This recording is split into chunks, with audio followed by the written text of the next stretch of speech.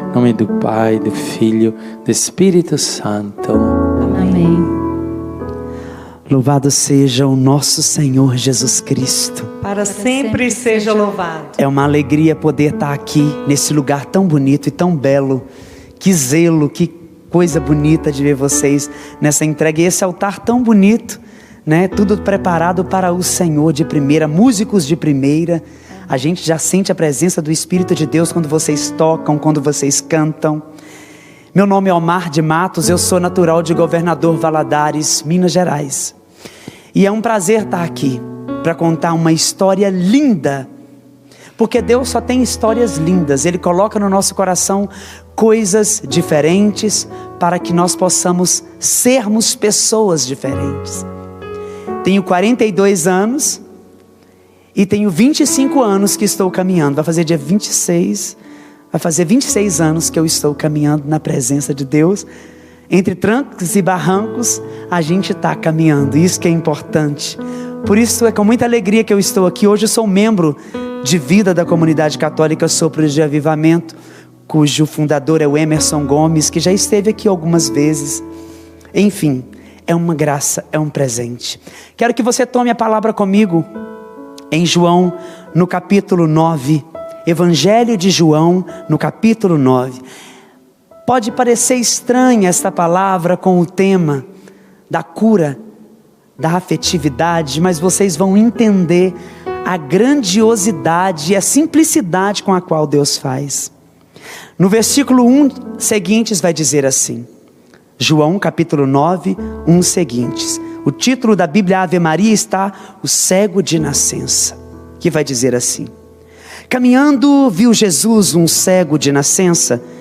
Os seus discípulos indagaram dele: mestre, quem pecou, este homem ou os seus pais, para que nascesse cego?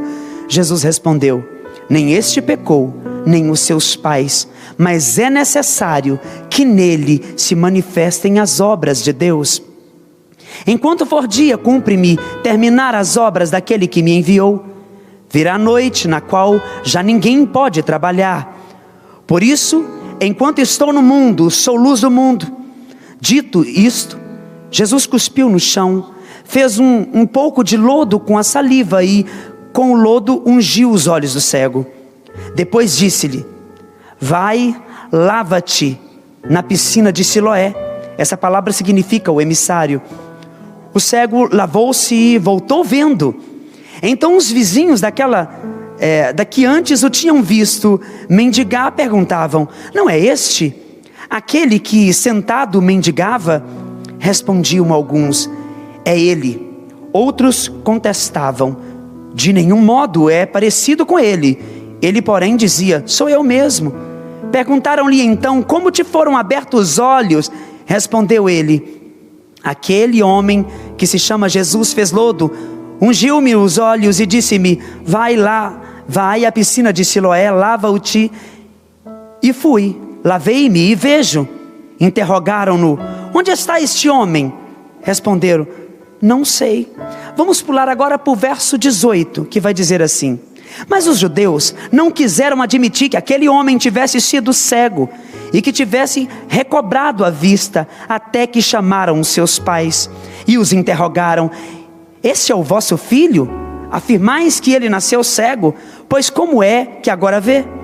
Seus pais responderam: sabemos que este é nosso filho e que nasceu cego, mas não sabemos como agora ficou vendo, nem como lhe abriu os olhos.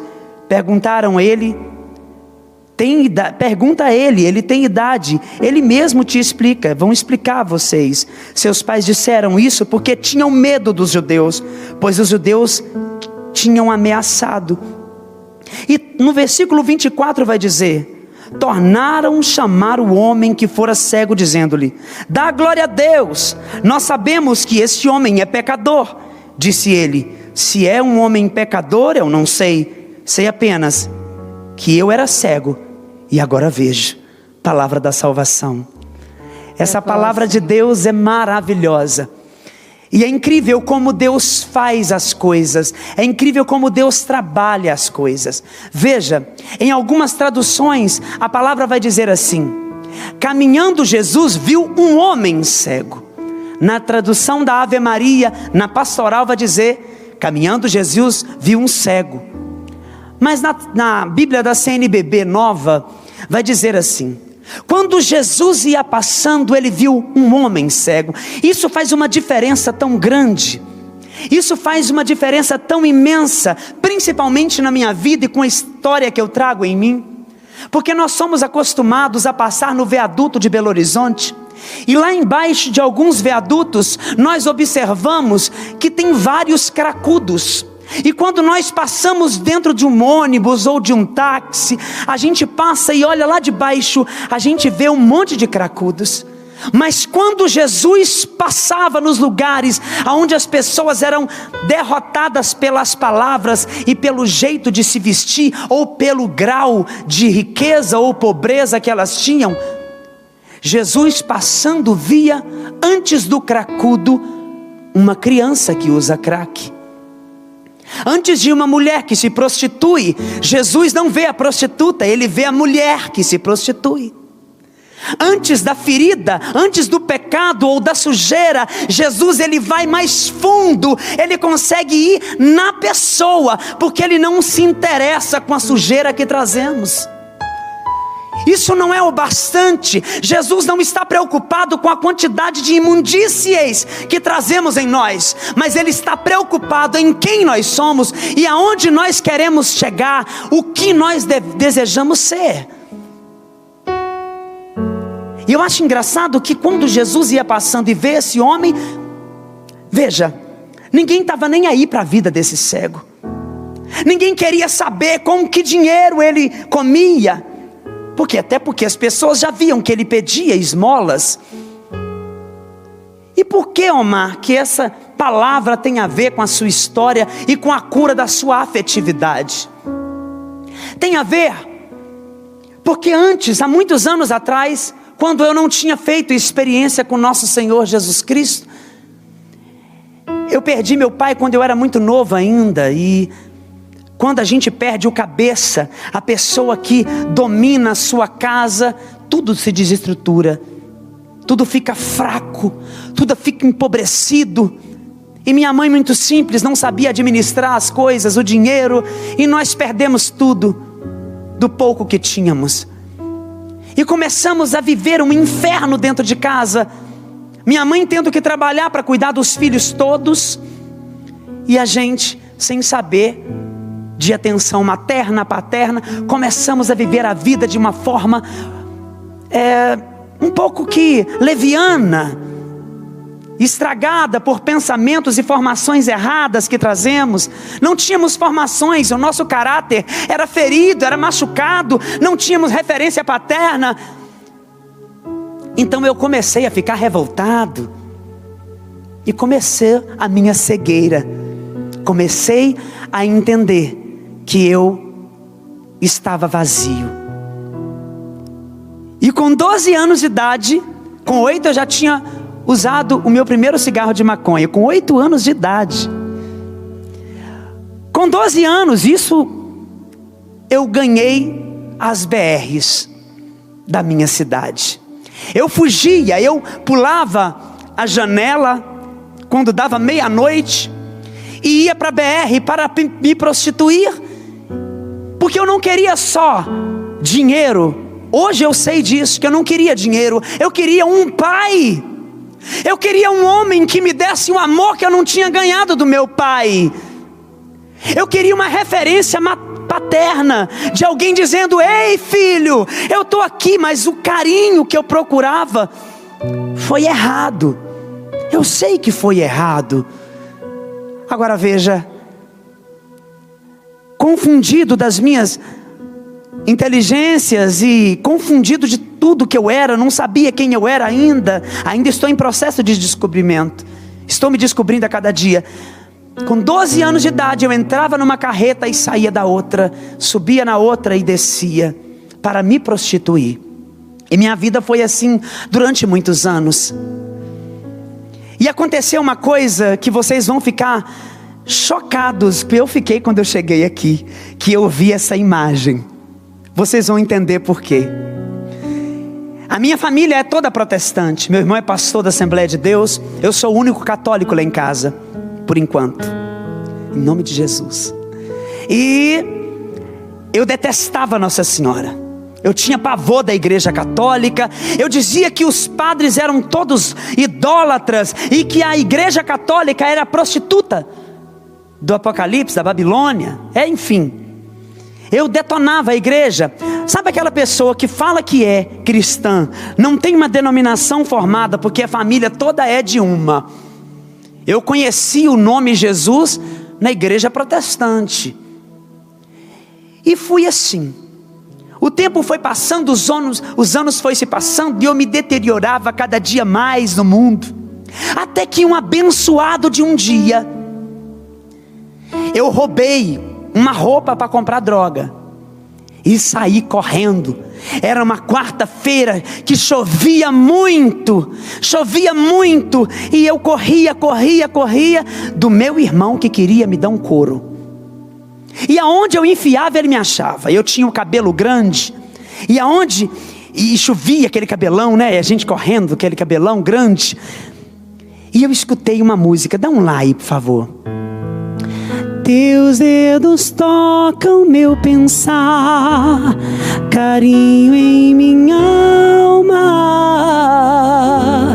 sossega e acalma minha vida agitada. Tua presença me acolhe, não vou embora, é tu esta hora, estou nascendo. Eu ouvi essa música de longe. Quando eu olhei para o meu lado direito, tinha uma igreja católica.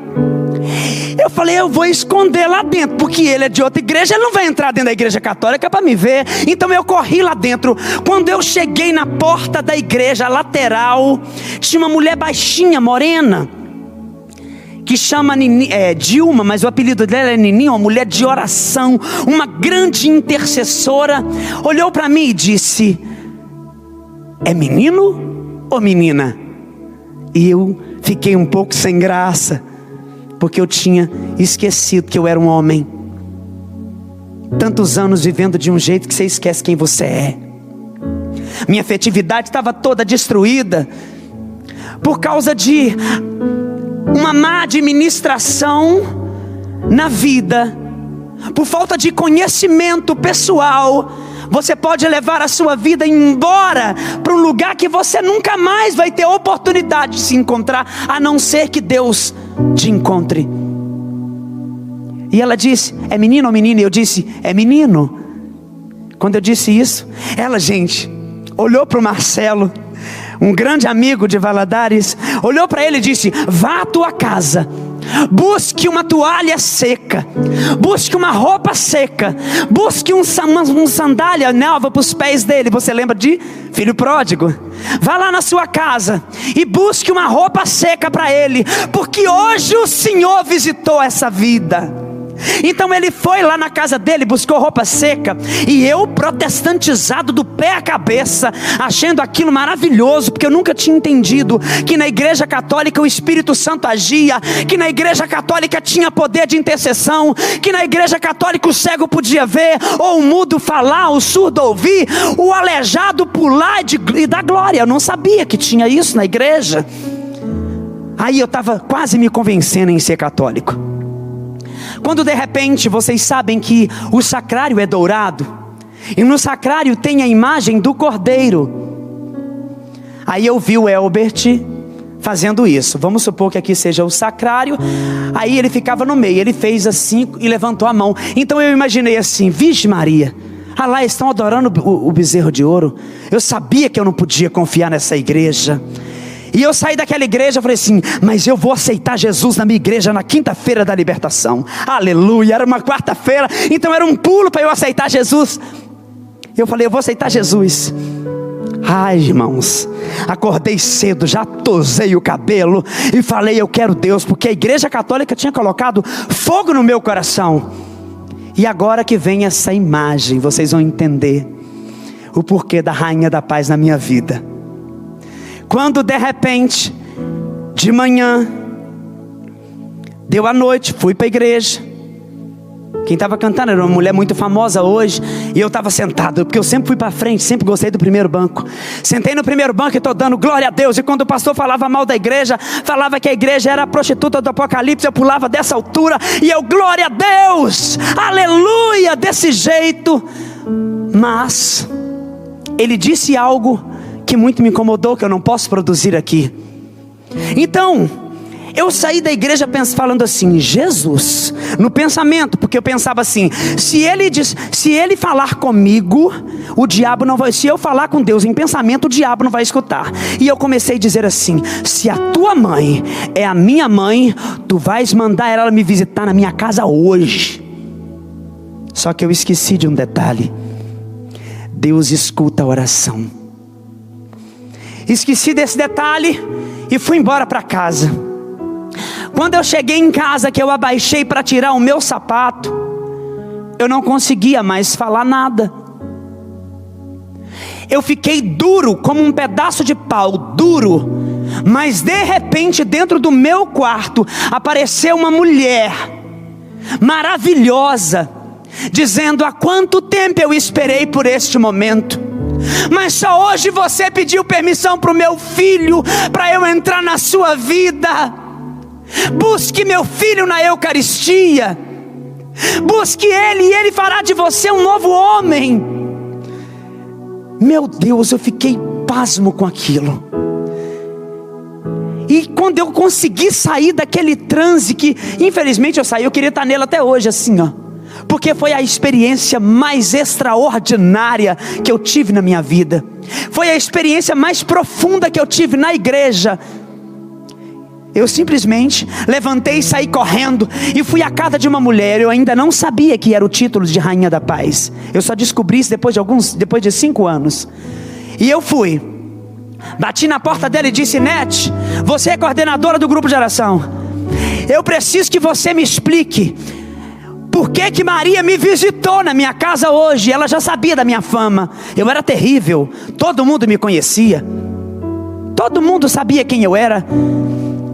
E ela disse, espera um pouco que eu já venho. Aí ela sai, a Nete, de dentro da casa dela, com 250 fitas de pregação. Quem é daquela época? Aquela época que você colocava a caneta Bic assim e rodava na fita. Eu tenho certeza que eu não sou velho aqui hoje sozinho, tem mais gente que sabe disso. Então ela pegou a fita, ela me entregou essas fitas e eu tinha que rodar, porque naquela época era Walkman, que a gente, e haja pilha para colocar naquele negócio. E eu colocava para escutar o Padre Léo pregar. Aí que eu me lasquei na vida, que eu falei, misericórdia, eu não sabia que a igreja católica era desse jeito, eu não sabia que o Espírito Santo falava na boca de padre, eu não sabia que Jesus se transformava no corpo, no sangue, na alma e divindade, e acontecia na Santa Missa. Onde que eu ia saber disso? Só que o tempo foi passando e eu fui ficando católico. Um dia, no ponto de ônibus, esperando o ônibus, todo mundo riu de mim nesse dia no ponto de ônibus. Foi passando um Fiat Uno assim, e eu falei, meu Deus, traz esse ônibus logo. E passou um Fiat Uno. Quando o Fiat Uno passou a mesma imagem colada no vidro do Fiat Uno que apareceu para mim há 5 anos daquele dia. Eu falei, é ela que foi lá em casa, foi aquela mulher que está naquele vidro daquele carro. Eu não sabia que existia título de Rainha da Paz. E eu falei, é aquela mulher. E eu fui descobrir, era Rainha da Paz. Aí eu chego aqui um dia no Terço dos Homens. Quando eu entrei, que eu vi, eu falei, vocês estão de brincadeira comigo. O que a senhora está fazendo aqui, Nossa Senhora? Porque aqui é a casa da Nossa Senhora Rainha da Paz. E agora pensem comigo, onde eu estaria se não fosse o Senhor? Sabe, essa palavra de hoje é para abrir os meus olhos e justamente para revelar ao seu coração. Você que está me assistindo agora, você que tem um veto nos seus olhos, você que está agora passando por esse momento de dificuldade, eu preciso que você entenda, Jesus não está preocupado com as suas deficiências, porque todos nós temos deficiências. No decorrer da nossa caminhada, nós trazemos marcas em nós, nós trazemos machucaduras profundas em nós, principalmente na nossa área afetiva. Nós trazemos grandes lacunas. Mas um dia foi diferente. Quando eu ia passando, eu vi um homem. Eu vi um homem cantando, eu vi um homem dizendo, eu vi um homem ecoando sua voz na sua palavra cantada. E esse homem foi Jesus de Nazaré. Antes ele tinha visto um homem cego, mas naquele dia eu vi Jesus. E a minha vida nunca mais foi a mesma. Mas aí é que tá, Omar. Quem é você? O que você traz para nós na sua sexualidade? Aonde você traz força para continuar seguindo?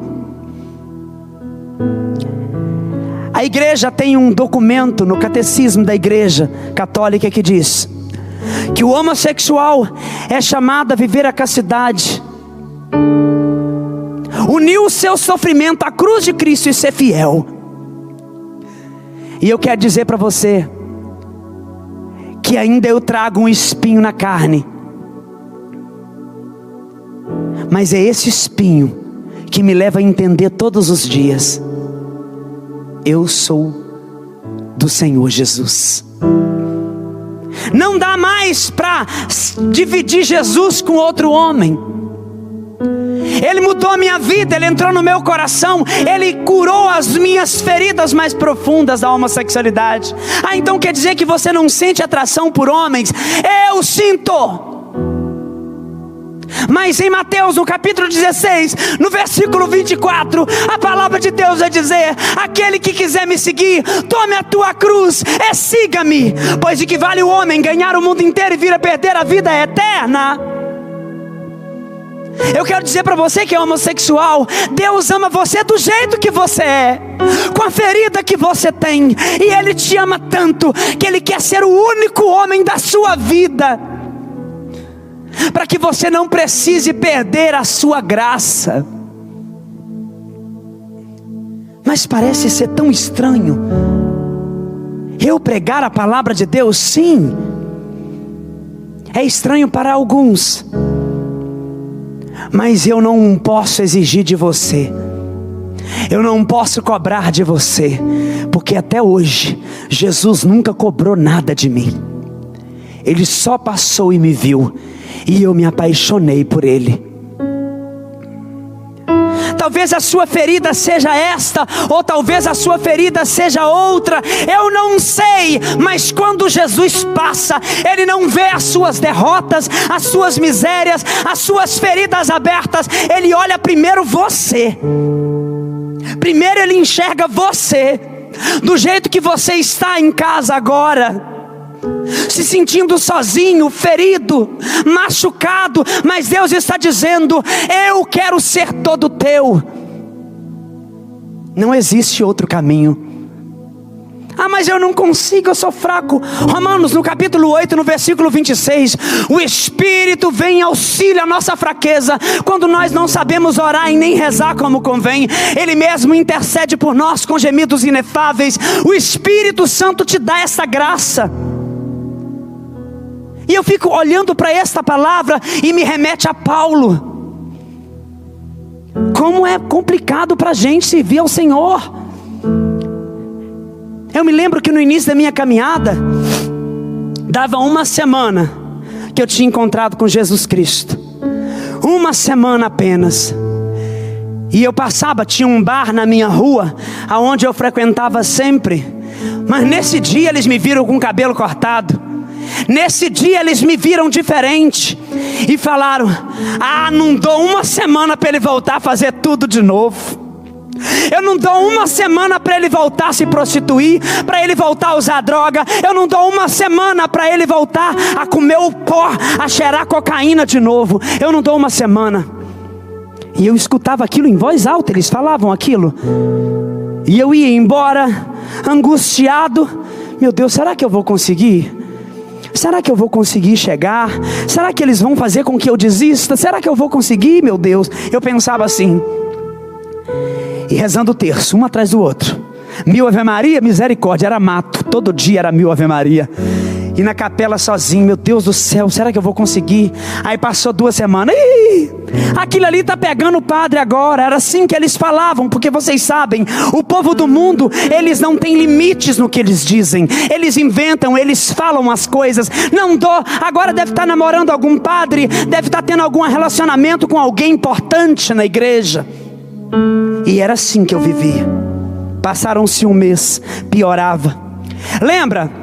Quando Jesus ia passando, viu um cego. Quem que chega para Jesus e pergunta: ô mestre, quem que pecou para que ele nascesse cego? Os pais dele? Ou ele pecou para nascer assim? Ah, mas eu gosto da resposta de Jesus. Nem ele pecou e nem os seus pais. Isso aconteceu com ele para que a glória de Deus se manifestasse na vida dele. Isso é grandioso, isso é maravilhoso para mim poder dizer. Essa palavra me consola. Porque ninguém acredita em você quando Jesus te vê. Quando você não está na presença de Jesus, ninguém está nem aí para a sua vida. Quando você não está na presença de Jesus, as pessoas não estão pouco se lixando com que dinheiro que você está usando, droga. As pessoas não estão nem aí para você. Quando você está no mundo, ninguém está querendo saber quanto que você gasta de energia na sua casa. Mas bastou Jesus te ver, bastou Jesus me olhar nos olhos, aí começa a confusão toda. Olha lá, ele está na igreja agora. Será que ele deixou de fazer aquilo? Será que ele deixou de pecar? As pessoas são assim porque não foram amadas, ainda não se permitiram ser amadas. As pessoas não se permitiram ser tocadas, por isso inventam essas coisas. Ei, não vai ser fácil para você. Tem gente em casa que já se decidiu. Oh, aleluia. Tem gente em casa que já se decidiu pelo Cristo que eu estou pregando agora. Que não é um Cristo bonito, que vai te dar carro zero, que vai te dar casa zero, que vai te dar coisas aqui. Mas um Cristo que vai tirar muita coisa que você tem para você ganhar o céu. Um Cristo que talvez te tire as amizades. Eu só consegui parar de usar cocaína quando eu me afastei das pessoas que usavam cocaína. Porque somos fracos. Você vai ser atacado de todos os lados. De todas as formas as pessoas vão até você. As pessoas vão tentar te humilhar. As pessoas vão tentar jogar na sua cara. E quando o diabo usar alguém para jogar o seu passado na sua cara, você vai usar para dizer para o diabo qual será o futuro dele, que será eternamente no inferno. Porque o seu lugar, meu irmão, é no céu. O seu lugar, minha irmã, é o céu. A vida continua e eles ainda continuam falando de mim. Graças a Deus. Estou dizendo naquela época. Hoje até que não fala muito não. Graças a... Eu acho que não vejo. Mas naquela época eu sofri.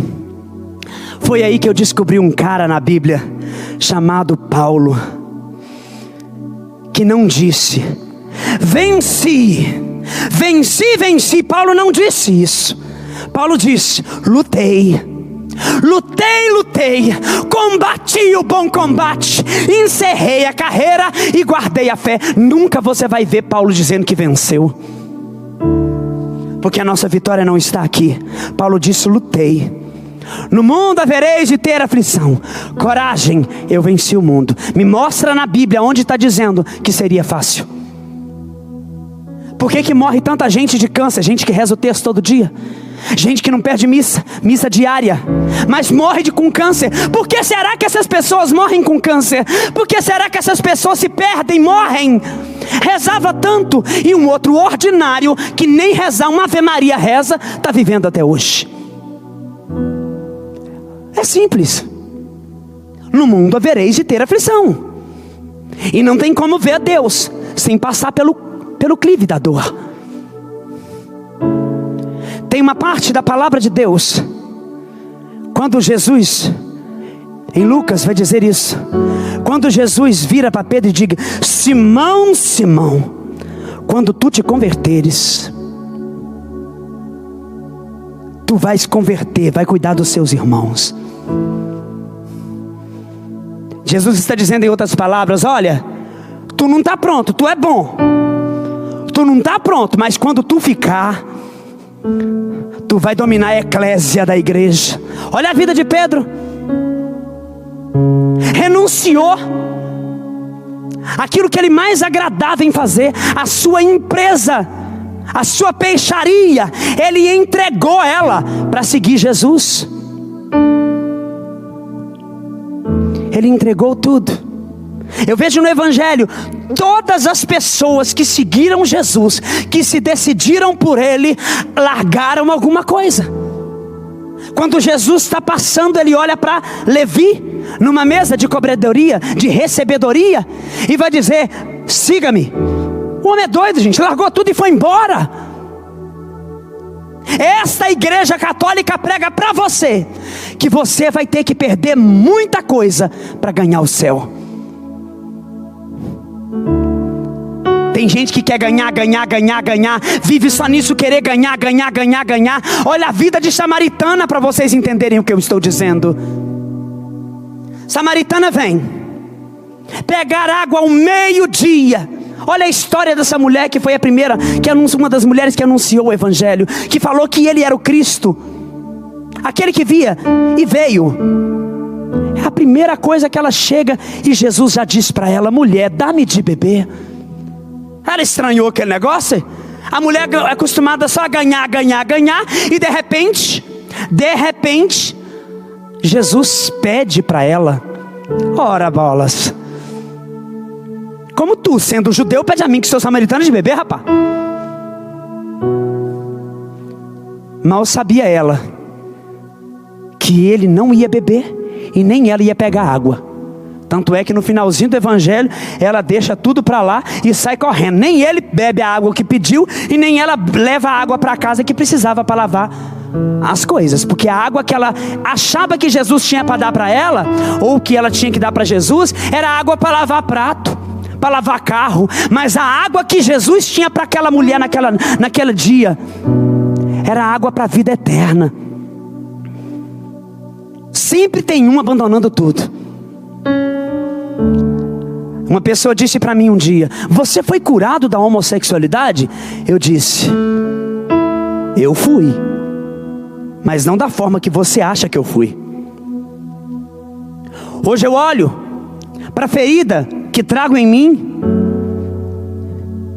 e olho para o santo sacrifício de Jesus na cruz, e automaticamente eu percebo que a minha ferida pode se aproximar um pouco da abertura da ferida de Jesus. Porque é lá naquela cruz que eu entendo que valeu a pena chegar até aqui agora. Que vale a pena.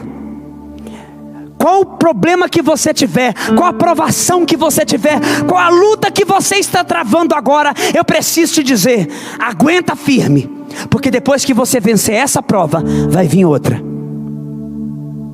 Nós estamos passando por uma pandemia agora. Depois dessa pandemia, nós ficaremos mais fortes para superar e para passar por uma outra situação difícil. Ei, no mundo havereis de ter aflição. Tenha coragem. Tenha coragem nessa noite.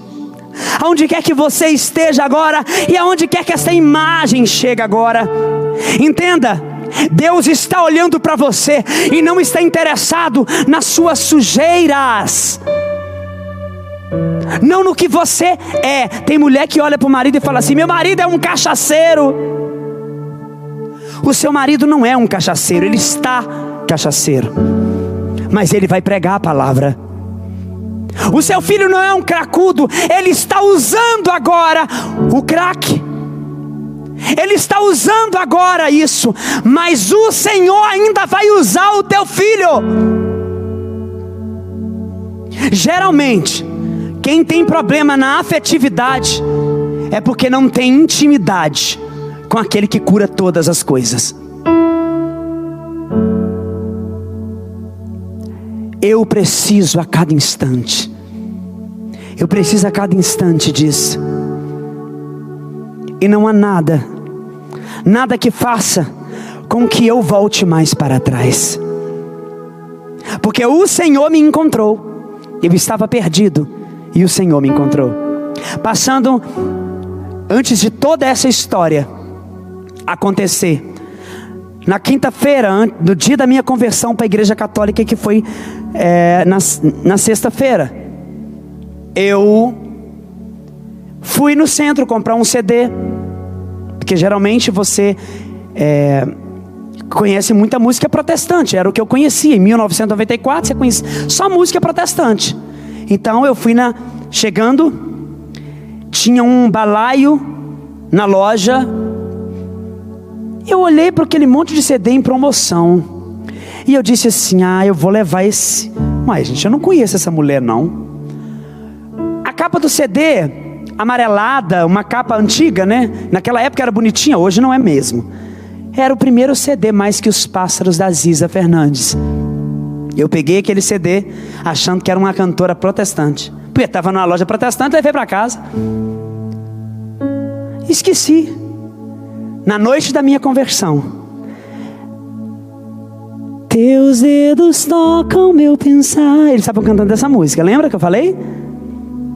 Peguei o CD da mulher, depois de algum tempo, depois que tinha feito experiência com Nossa Senhora, depois que eu falei que ia ser católico, comprei um som filé. Falei, agora eu vou ouvir a música que eu comprei naquele CD. Quando eu escutei, eu falei, você está de brincadeira comigo? Meus olhos cantam ao chorar, arrependido, ovelha fugida, querendo voltar pro redil. Aprecie o canto que eu te dou, colhe as palavras saudosas da alma, sedentas de amor. Adorarei, Espírito Santo,